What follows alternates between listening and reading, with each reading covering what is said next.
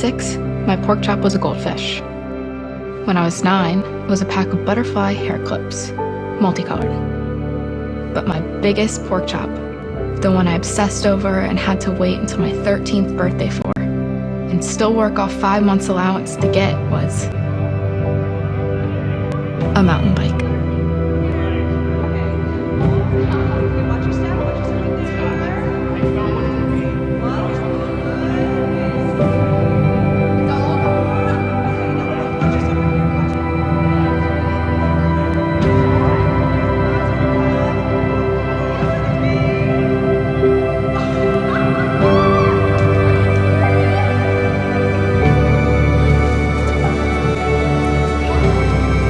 I did the math. I lived over 5,000 days, over 135,000 hours.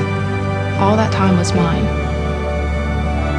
You can die, but you can't unlive. I lived. Here. Here.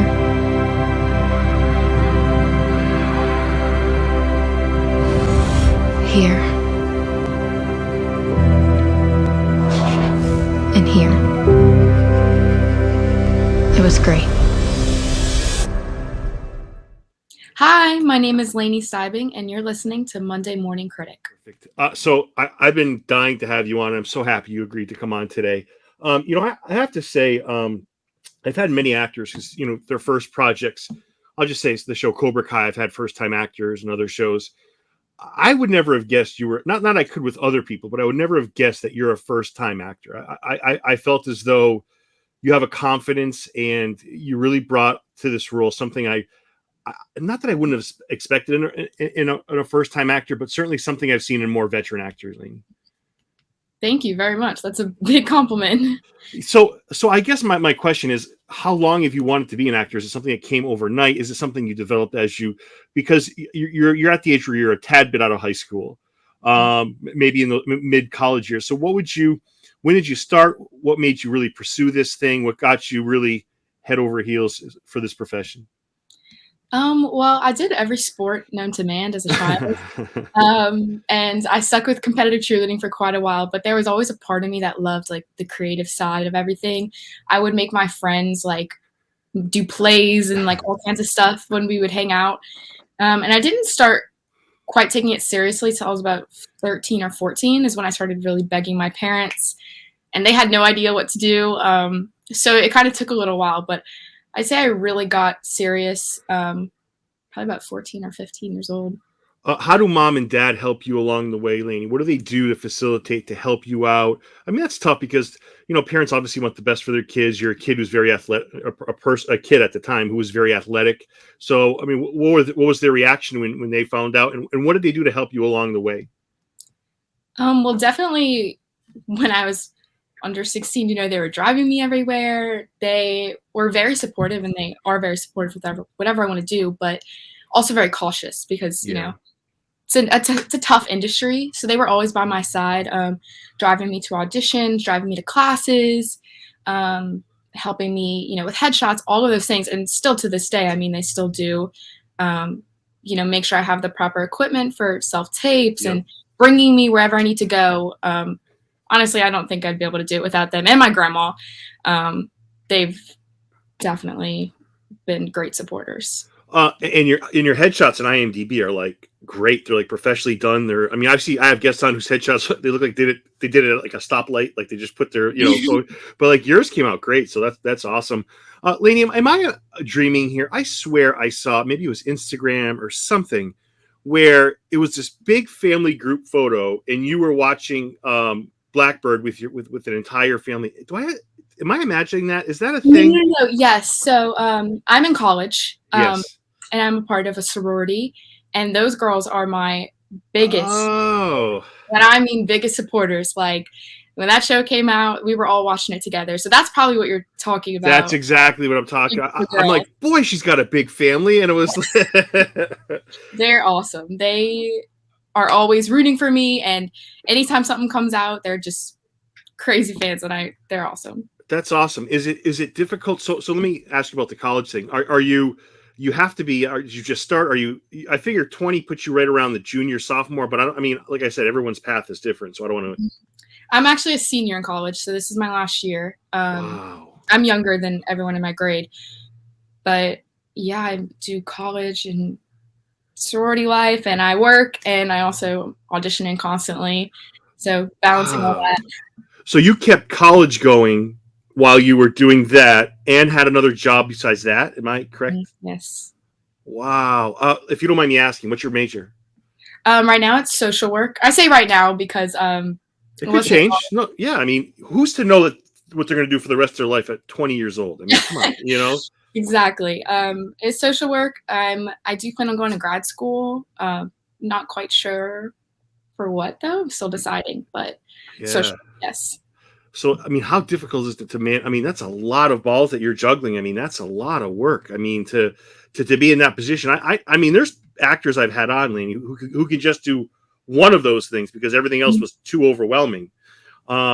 Is it difficult? Do you have a free moment in your day for downtime for, you know? Sometimes, but I definitely say I owe it all to like my the people that I surround myself with. I think that's the most important part because, you know, if I get into a slump or if I'm stressed, I have those people like my family, my friends, they're pushing me and they're always encouraging me to keep going and balance everything. And if I have something on my plate that they can take, they're always the first ones to help out. So I definitely owe it to the people that I have around me.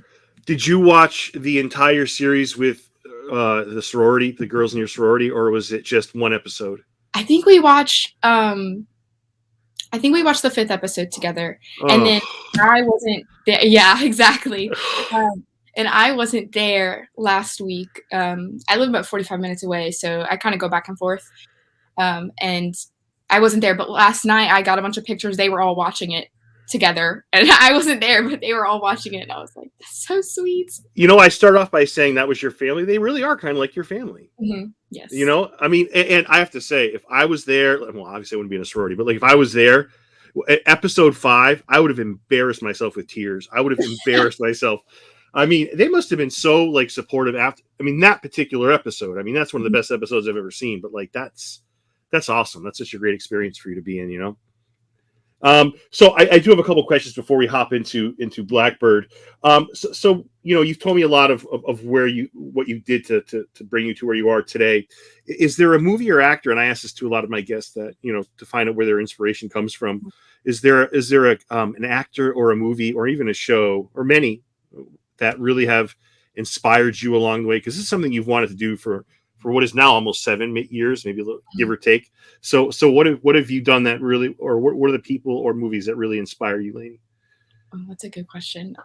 Besides like the obvious, like Meryl Streep, I mean, she's amazing. Just watched The Devil Wears Prada the other day. Yeah. But I'd say Chloe Grace Moretz and McKenna Grace. Yeah, good one. Loved them, especially Chloe. She's around my age, she's a little older, but seeing her in all those films when she was younger and like all the way up, that girl kills every role that she does. And same with McKenna Grace. My dad and I always joke, I'm like, I want to be McKenna Grace when I grow up. She's just fantastic. I mean, I'm not saying necessarily like I hate comparing actors. Like there was a question like when I first started podcasting years ago. I was like, I used to tell actors they remind me of this person. I'm like, it's not really a good way to go, but just because we're talking about it, you do remind me of an actor. And I have to say, the movie, I'll get to it because I got it. The Lovely Bones. I don't know if you've ever seen that movie. Your performance a lot reminds me of, and I'm going to butcher her name. Her last name is Ronan. Is it Cerise? Do I have that right? I have heard of the movie. Yeah. My friends were telling me about it. And then when the episode 5 came out, a lot of people were saying that it reminded that scene and those flashback moments reminded them of the film. So now I definitely feel like I have to watch it. Yeah, she's one of the best actors on the planet. So like, yeah, it reminded me a lot of that. Overwhelming to land the part, and how did you land the part, Lane? Well, I got the audition through my agent, and I remember it was a very fast turnaround. You know, everything's self-tape nowadays because of COVID. So it was like due the next day. And actually requested in the breakdown was a video of me riding a bike, which obviously comes in handy. Yeah. And so I was not able to do that at school. I did not have a bike there, nor did I know anyone that did. So I ran home, filmed the actual audition, and then my dad and I went out to a parking lot by my house and filmed a little bike scene. And about a week later, I got a call saying that they booked me straight off of tape. Oh man, you must have been beside yourself when they called you and they said. I was freaking out. I was actually bringing my friend to her class. I was driving her, and I know that when my agent calls, it's news, and I just like had a feeling. And my friend was sitting in the car next to me, and we just like lost our minds. Oh my goodness. You know, and you play for those listening or watching, one of the best shows I've seen maybe in recent memory, Blackbird. You play Jessica Roach. Before we talk about the show, which I've been dying to do, what do you and her have in common from what you know, Laney? Laney, the idea that, you know, you mentioned playing sports a lot as a kid, bike, you know, is there anything, because I know you studied a little bit of her life, which we'll get into, but is there anything that you guys have in common that you see from your end? Definitely. I'd say her love of books. Her parents said, I did a lot of research about the story, but I tried as much as I could to find information about her because she's a real person. And I found a lot about her parents, that she loved to read books and loved to play with her siblings and ride bikes. And I definitely relate to all of that.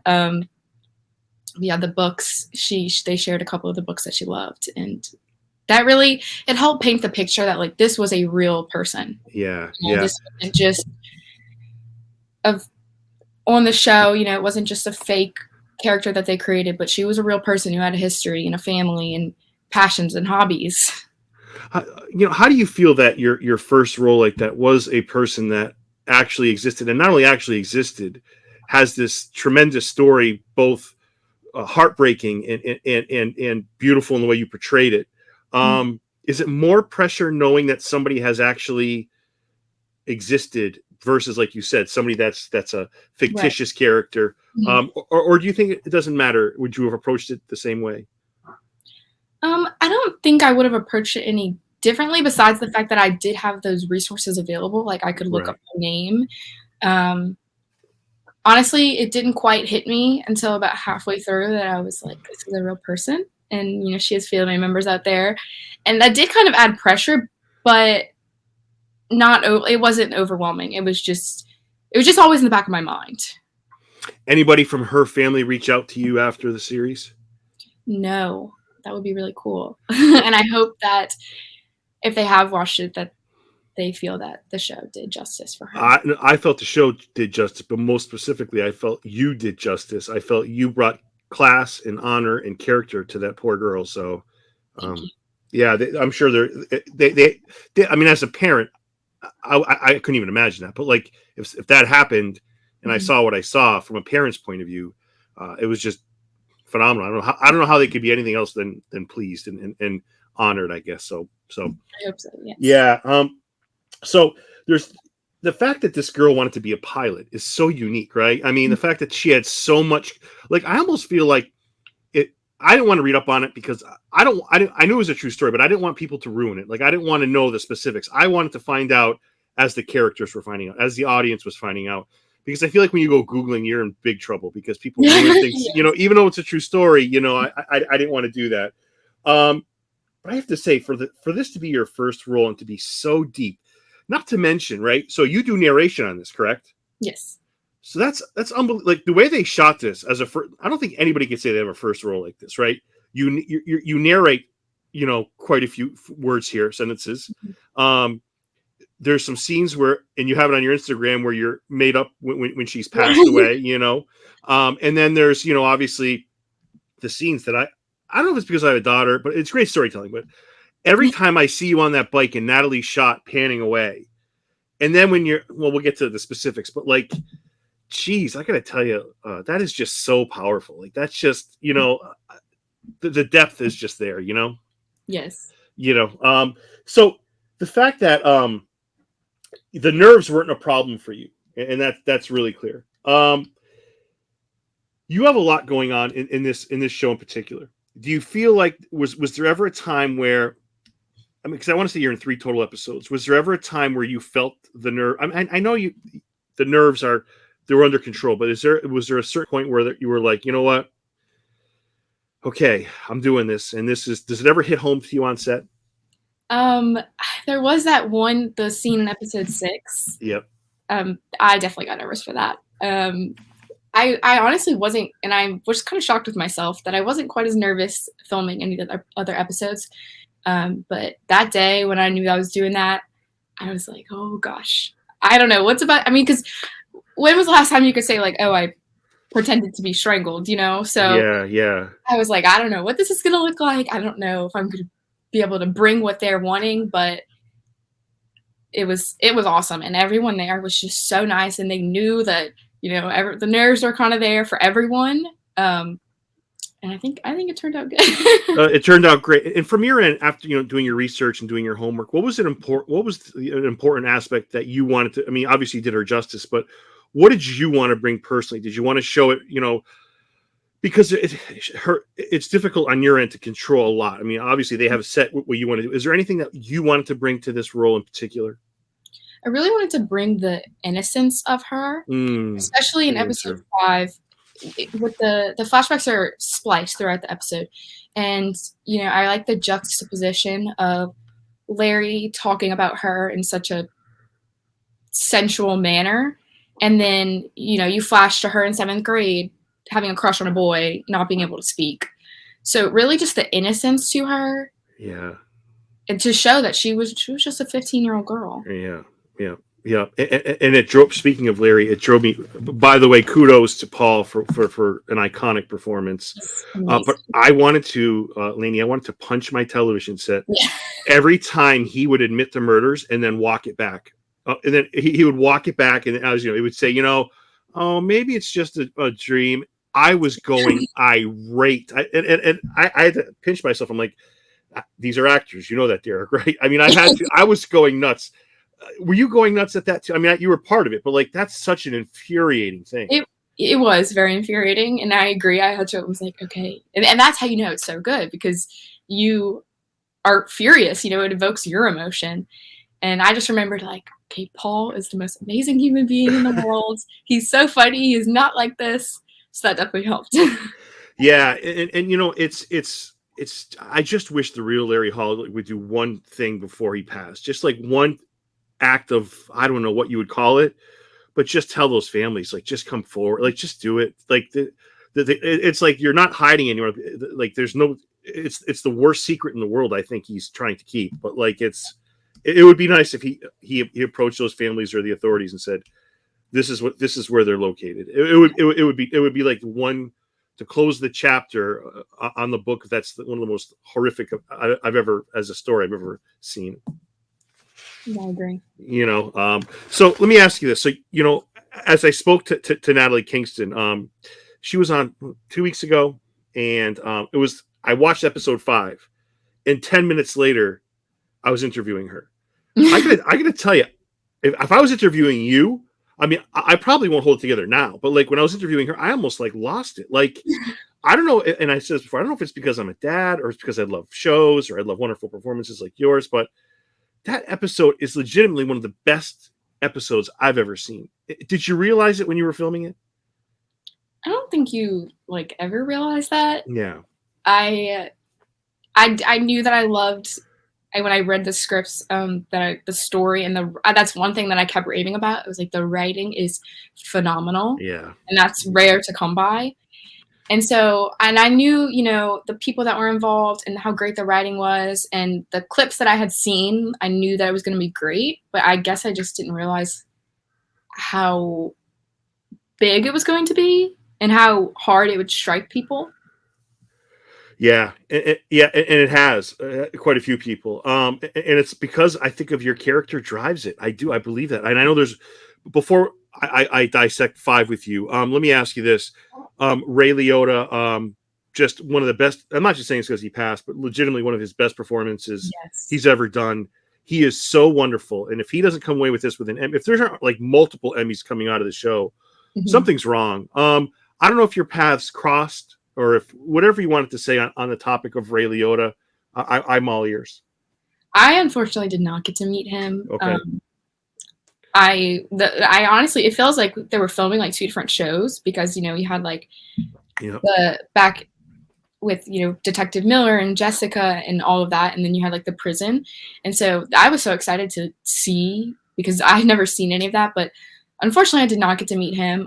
But when I was around everyone, a lot of people were talking about him and how great, they were like, oh, he was so great yesterday, and I was like, oh, I miss him. But I will say that, like, watching that, I was like, wow. Yeah. I mean, I'm just like speechless. He was amazing, and everyone was raving about him, and so I was like, oh, I can't wait to watch it. And when it came out, I was like, that's why. That's why everyone had a great thing to say about him. Yeah, well said. Well said. And there's a couple observations, nerd observations I wanted to make. I am absolutely stunned Jimmy Keene made it out of that prison alive. I am stunned. I thought he was going to be on death's doorstep before he got out of that jail. I cannot believe that he was not hurt in any way. Well, I mean, he was with the solitary and little things, but I thought that whole prison was going to turn on him like that. Didn't you feel that way? He went through a transformation, definitely. Yeah. And not in the way that I expected. I thought, like you said, like he would be injured or, it would not go in his favor. But I think that he came out a totally different man, and for the better.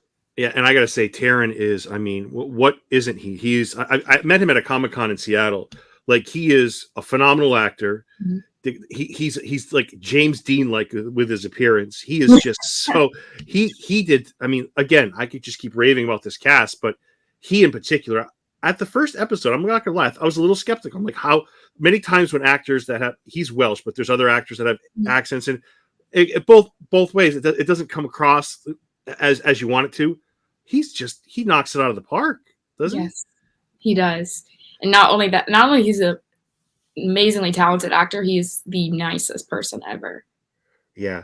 Do you find that either like he or Paul or maybe a writer or whomever part of the cast, do you go, because it's your first role, do you go not looking for advice? That's not the right way of putting it. Do you go looking for input as to, what you can do, or do people offer it? Are you receptive to that? Mm-hmm. Definitely have all ears open. I had all ears open at all time, and everyone was so nice, especially Taron, filming that scene in episode 6. He just, in the middle, after we did like one take or rehearsal, he just completely like gave his whole input on what he think the scene is and what he thought it meant. And like, he didn't have to do that, but I felt his passion for the project, and especially that scene in that episode. And he was very giving of his input, but not in like a overwhelming type way. Definitely a helpful and much appreciated way.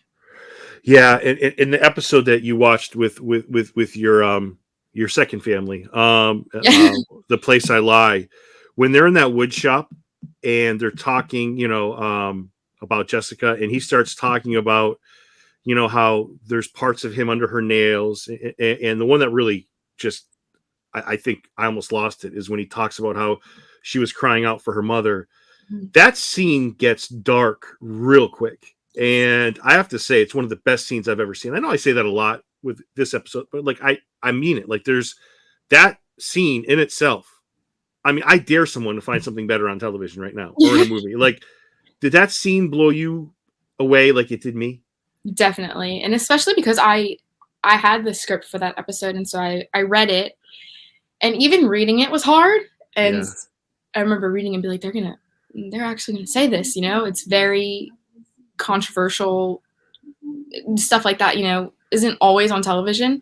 And then when I actually saw the scene and the words were alive, I was like, they just blew it. They knocked it out of the park. So is it strange to, have the script, right? And then like for an iconic scene like that, and then to watch what these two did with it, like as an actor, you have to be like, this is genius. Like, this is just beautiful. Oh, that is right up my alley. When you get to see the words brought to life by someone else, and it's like even better than you could have ever imagined it, that's just all you could ask for. Yeah. And when I said this to Natalie too, when you're watching his face, because he's this cocky guy during this whole show, and it's all done after he starts listening to the story. You could see it in Taron's face. It gets almost like he's about to get upset. Mm-hmm. And that's the first time we kind of see him crack.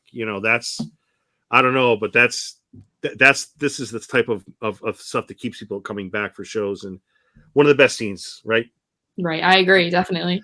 You know, the way Larry talks about this stuff, it's like you and I talking about, hey, what time are the Saints playing today? Like, it's like he talks about killing somebody the way we talk about, like, oh, hey, Drew Brees retired. Like, isn't Right. it great?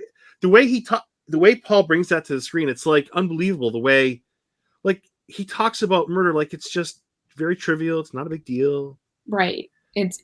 Yeah, I agree. It's crazy because it's almost like, and I think it was really cool that Paul took this approach, but just like sometimes he just like threw his sentences away, you know, like it was no big deal. And, you know, of course, on Taron's face, you just see the weight of the words all going to him because Larry doesn't see it that way.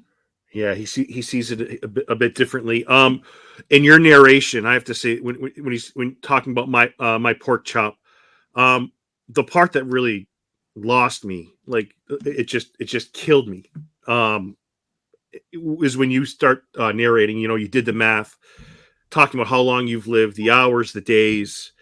I lived here. It was you know, I you can die, but you can't unlive. Like, almost like for a lot of reasons, but almost like an appreciation and this humbleness of like, I like what happened to me is a huge tragedy, but your narration doesn't focus on that. It focuses on the good. And the writing and the narration and the actor is just perfect.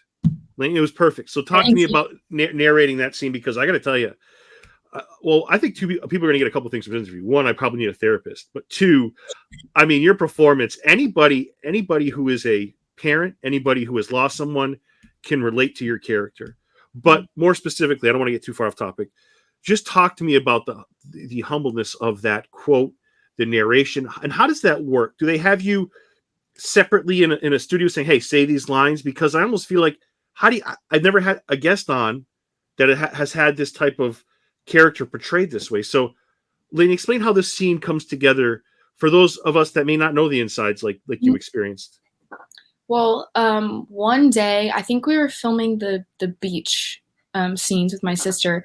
They pulled me in and I filmed audio for the voiceover in the trailer, in one of the trailers. And that was just kind of for like rough cuts because they're cutting episodes as we're filming.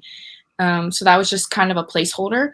And then they actually sent a studio, like a VR studio, to my house. And I set it up.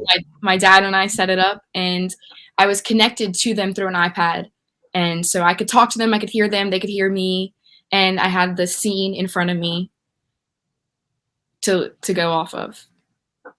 So as you're narrating, you could see where they're going to put it. Yes. So they had the iPad and they had the scene playing, and I had, my page, and I actually had the lines on the screen too. Yeah. So they were using the placeholder stuff that we had shot a couple months prior to that, and they were just putting over a better quality audio, and I was actually being directed, through the iPad, through the microphone and headphone. So they were going to replace that. Yeah, and I was listening to a great interview you did with another podcast. I wish I remember the name. It's off the top of my head. I'm getting old. But one of the things you said was the girl who plays your sister, you've actually known, and she's 5 years younger than you. Yes. I have known Megan Wolf. She's amazing. Yeah. I've known her and her family for quite a while. I actually cheered with her older sister, and we all live in New Orleans. We have the same agent. So finding out that she was playing my sister was so cool and definitely relieved me. But then when I found out she was my older sister, we kind of laughed because we were like, she's about 4 or 5 years younger than me. Is there, because there's a great, during your narration of that scene is when you're talking about how grateful you are. I lived here, the beach, then here. So it's wonderful. Is there a part of that entire passage that you love? Is there a sentence or a quote in there, or do you just appreciate the whole thing in general? I mean, I love the quote that you can die, but you can't unlive. I think it totally just flips it on its head. And it's not just, feel sorry for this girl. Here's everything that she missed out on, but it's her saying, you know, I did die and it was, you know, a tragic experience, but looking back, I didn't waste a second in my life and I don't regret anything in my life. That's pretty awesome. That's pretty awesome. And you're right. Isn't it great that that's the direction they decided to go in? Because it would have been much different if it was and it would have been warranted to say what happened to me is terrible. What happened, but that's not the way they approached it. And I almost feel like she could have, and she was a victim, but she takes it in this profound way of just courageous. The way she kind of, that's fantastic. Is there a scene in episode 5 that you love? It doesn't have to be one you're in. Oh, you know what? It doesn't have to be just episode 5. It could be the entire series. I mean, obviously in episode 6, that scene of them in the wood shop, or sorry, episode 5, that scene of them in the wood shop. I mean, I could watch that over and over, and like I find new things to like rave about. Yeah, and I love all the scenes with Taron and Ray. Like those are just, especially that scene in episode 6, the last scene where he's coming home. That brought me to tears. They're amazing together. When he gets out of the taxi cab you're talking about? Yes, and it's just them looking at each other and realizing, you know, this is what happened and we're finally here. And you could just see it all over their faces. Laney, you know what's an amazing thing in that scene is when you look at Ray Liotta's eyes, you could tell the pain, and it's like, how do you fake that? I don't get it. Like, I guess I get it. It's called acting. But if you watch Ray's eyes, it's like he's welcoming his own child. Like it's, I can't explain. I can't for the life of me. I've rewatched that episode a few times. I can't explain it. I don't know. It's a marvelous scene, isn't it? He's fantastic. I mean, you know, he's one of those characters where he's not in every single scene, but when he is in a scene, like you don't take your eyes off of him, and you're not looking down at your phone. Your eyes are glued to that screen watching him. And I'll tell you what another Terrence's character Jimmy does that I really, really love is he went from this cocky guy in the first episode to, you know, selling drugs and guns and this cocky guy to like almost the last episode. I guess we're way past spoiler alert time, but but like the way he was like, I almost thought he was going to go looking for those girls himself. I almost thought he was going to try to find those where they were buried himself. And when they pop that up, that he works with the FBI in profiling serial killers, like talk about a moment that gives your heart joy in a tragic show, right? Right. Like goosebumps when I read that. That was amazing. And he goes through an insane character arc. I mean, like you said at the beginning, he's, you know, with girls and selling drugs. It doesn't really care about anything. And then by the end, he is so invested in finding justice for these girls. And that, like, that's all. It's warped him. Yeah. What did you because this was your first role, at the end of it when everything was done, what are some things that you really learned that you really, because let's face it, I mean, you were in one of the top shows on television right now. I mean, there's no debating that. What did you learn coming away from this? It could be anything. So much. Definitely, I think the biggest thing is just to trust myself. Yeah. Because of course there were doubts in my head and I was like, what am I doing sometimes? But at the end of the day, not only like everyone around me, like my family, everyone on set, everyone just really taught me like to trust yourself. Like, you know what you're doing. You are supposed to be here for a reason. And really just to trust the entire process. And it all comes together eventually. Yeah. I'm going to say I have a few more questions, and thank you for all this time, by the way. I really appreciate it. Very.